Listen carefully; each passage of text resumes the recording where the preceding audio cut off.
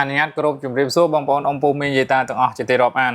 ថ្ងៃនេះខ្ញុំមានវីដេអូចែករំលែកមួយតាក់ទងទៅនឹងការតអ៊ីនធឺណិតចូលតាមផ្ទះដោយសារមានបងប្អូនច្រើនគួរសមខមមិនទៅលើវីដេអូរបស់ខ្ញុំបន្ទាប់ពីខ្ញុំផុសតាក់ទងនឹងលក់ router នៅលើ TikTok អញ្ចឹងណាខ្ញុំក៏នឹកឃើញថាចង់បង្កើតវីដេអូបញ្យល់បងប្អូនមួយតាក់ទងនឹងការទិញ connection អ៊ីនធឺណិតដាក់ប្រើទៅតាមផ្ទះឬក៏នៅតាមក្រុមហ៊ុនអាជីវកម្មផ្សេងៗតើយើងធ្វើយ៉ាងម៉េចយើងគួរតែដឹងអីខ្លះអញ្ចឹងណាហើយណាមួយដោយសារ YouTube channel របស់ខ្ញុំគឺខ្ញុំទុកចោលចូលមួយឆ្នាំពីរឆ្នាំមកមានវីដេអូអត់មានពេលធ្វើវីដេអូផុសឥឡូវយើងក៏ធ្វើឡើងវិញណាធ្វើឡើងវិញអញ្ចឹងបងប្អូនអត់ទាន់ subscribe YouTube ខ្ញុំជួយទៅ subscribe អ្នកមួយផងអរគុណច្រើនអូខេសម្រាប់វីដេអូការតអ៊ីនធឺណិតតាមផ្ទះទៅតាមក្រុមហ៊ុននេះខ្ញុំបែងចែកជា3 part ជា3ផ្នែកផ្នែកទី1ដំបូងនេះគឺខ្ញុំនិយាយជាទូទៅសិននៃការតអ៊ីនធឺណិតតាមផ្ទះតែយើងគួរយកដឹងទៅលើគេខ្លះណាយកដឹងអីគេខ្លះហើយយើងរបៀបទិញគឺយើងទិញយ៉ាងម៉េចអីយ៉ាងម៉េចចាណាបងប្អូនខ្ញុំមាន2 3ចំណុចកុំឲ្យវែងឆ្ងាយដំបូងទី1បងប្អូនត្រូវទៅរកទិញ connection ក្រុមហ៊ុនអ៊ីនធឺណិតណាដែលគេលក់ដូចនៅស្រុកខ្មែរយើងមានក្រុមហ៊ុនច្រើនណាស់អញ្ចឹងបងប្អូនទៅទិញទៅស្វែងរកទៅតាក់ទងនៅលើ Facebook នៅលើ TikTok ឯមាន connection ពួកគាត់អូខេទៅស្វែងរកក្រុមហ៊ុនដែលយើងចង់ទិញទី2កញ្ចប់ប៉ុណ្ណាដែលយើងគួរទិញមានន័យថាល្បឿនយើងទិញយកទៅប្រើប្រាស់ទៅលើអីឧទាហរណ៍ថាយើងនៅផ្ទះយើងអត់មានត្រូវការរកស៊ីអត់មានទៅអីទេយើងគ្រាន់តែទិញដើម្បីយើងបើក YouTube មើលរឿងលេង TikTok ឬក៏កូន connect ជាមួយនឹង Smart TV អញ្ចឹងទៅឬក៏មើលកាមេរ៉ានៅផ្ទះអញ្ចឹងទៅ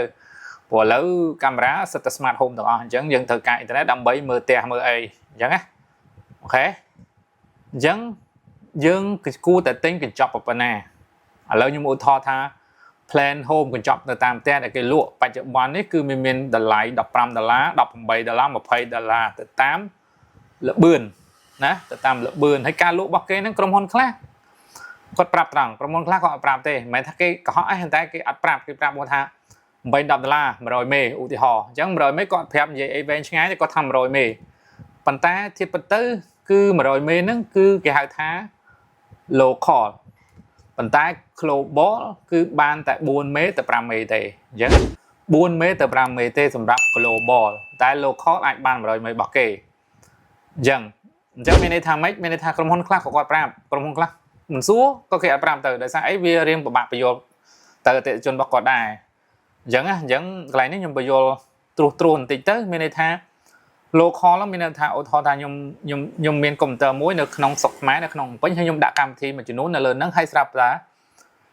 យើងទាញតន័យនៅក្នុងភ្នំពេញឬក៏ខ្ញុំទៅខេត្តផ្សេងសៀមរាបហ្នឹងទៅហើយខ្ញុំទាញតន័យចេញពីកុំព្យូទ័រដែលខ្ញុំទុកនៅក្នុងភ្នំពេញនេះអាហ្នឹងគេហៅថាក្នុង local ហើយនៅក្នុង local នៅក្នុងស្រុកខ្មែរដូចគ្នាអញ្ចឹងវាទាញទៅអាចបានដល់100 megabyte per second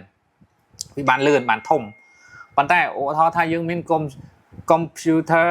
នៅម៉ាឡេស៊ីឬនៅក្រៅពីស្រុកខ្មែររបស់យើងហើយយើងដាក់កម្មវិធីលើនឹងដែរហើយយើងទាញតែយើងនៅក្នុងភ្នំពេញយើងនៅស្រុកខ្មែរមកទាញទៅអាម៉ាស៊ីន server ដែលយើងទុកនៅស្រុកក្រៅហ្នឹងគឺវាបានតែ4មេទេវាអត់បានដល់100មេដោយសារអី local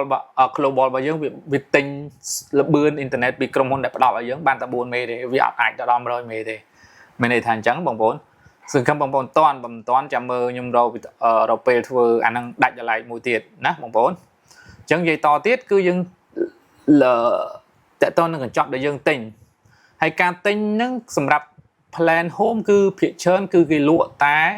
គេហៅថា connection share គេអត់លក់ dedicate ទេមានន័យ connection ហ្នឹងគឺមាន2ប្រភេទណាបងប្អូនមាន share មាន dedicate share ហ្នឹងអីគេ share ហ្នឹងមានន័យថាក្រុមហ៊ុន A ឲ្យ IP មួយមកលក់នៅឧបត្ថម្ភម្ដុំនេះចំចៅអញ្ចឹងអញ្ចឹងឲ្យ IP មួយមកអញ្ចឹងមានន័យថាគ្រប់ផ្ទះនៅម្ដុំផ្ទះខ្ញុំហ្នឹងគឺមាន IP តែមួយទាំង share ចែកគ្នាប្រើទៅអញ្ចឹងផ្ទះណាប្រើខ្លាំងជាងល្បឿនគឺទៅផ្ទះហ្នឹងហើយអញ្ចឹងហៅថា share dedicate អត់ទេ dedicate គេឲ្យលេខមកលេខមកឲ្យលេខ IP ហ្នឹងឲ្យទៅផ្ទះខ្ញុំឧបមាថាខ្ញុំទិញ dedicate គេឲ្យមកផ្ទះខ្ញុំគឺខ្ញុំប្រើតែម្នាក់ឯងអញ្ចឹងអត់មានអ្នកណាគេទាញ speed internet របស់ខ្ញុំបានទេដោយសារអីក្រុមហ៊ុនឲ្យខ្ញុំដាច់ direct មានតែបន្ទាប់ពីក្រុមហ៊ុនមកគឺចូលផ្ទះខ្ញុំអញ្ចឹងខ្ញុំប្រើ direct ម្នាក់ឯងអត់មាន speed ធ្លាក់ឯងមកតែទិញ4មេក៏ដឹង4មេហើយតែ share អត់ទេផ្ទះណាគេប្រើច្រើនគឺទៅផ្ទះហ្នឹងអញ្ចឹងណានឹង share ប៉ុន្តែ តម្លៃក៏វាខុសគ្នាដែរណាតម្លៃឧមាថា dedicate តម្លៃវា1មេឧមាថា60រៀលអញ្ចឹងទៅអញ្ចឹងវាខុសគ្នាគុណនឹង2គុណនឹង3គុណនឹង4អញ្ចឹងណាចំពោះ dedicate នេះគេទិញទៅតាមអាជីវកម្មដែលធំទេដែលគេប្រើវាតែទៅតាមផ្ទះឬក្រុមហ៊ុនមុំក៏អត់ប្រើដែរគេប្រើតែ share ហ្នឹងឯងអញ្ចឹងណាអញ្ចឹងបងប្អូនគឺមានប៉ុណ្ណឹងអញ្ចឹងបងប្អូនទី1បញ្ជាក់ឡើងវិញទី1ស្វែងរកក្រុមហ៊ុនដែលយើងត្រូវទិញទី2យល់ដឹងអំពី speed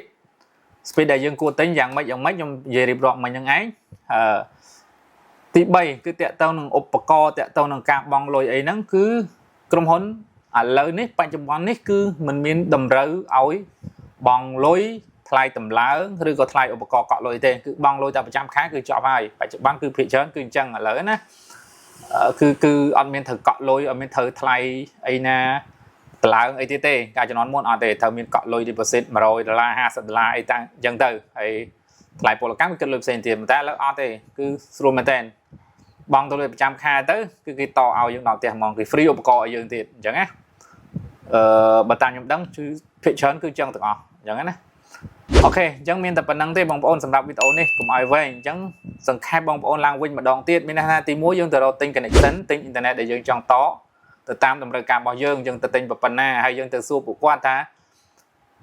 ដែលយើងទិញហ្នឹងឧបមាថា$18ហ្នឹង speed អីគេ global ប៉ុន្មាន local ប៉ុន្មានហើយធានាឲ្យយើងប្រមាណភាគរយទៅលើ speed ហ្នឹងឧទាហរណ៍ថាខ្ញុំទិញ100មេឬក៏200មេតើធានាខ្ញុំប្រមាណភាគរយនៃអ្វីដែលទិញហ្នឹងព្រោះជាក់ស្ដែងទៅវាអត់អាចបាន100%ទេ condition share អញ្ចឹងដូចខ្ញុំនិយាយមិញបញ្យល់មិញអញ្ចឹងណា condition share វាអត់បាន100%ទេវាទៅមកថាទិញ200មេវាឲ្យតែបាន test speed លឿនទៅឲ្យបានធំតែ170ឬក៏150ហ្នឹងអូខេហើយអញ្ចឹងណាអូខេវីដេអូមានតែប៉ុណ្្នឹងទេសូមអរគុណសម្រាប់ទស្សនាវីដេអូបងប្អូនសូមជួបគ្នានៅវីដេអូក្រោយទៀតអរគុណច្រើន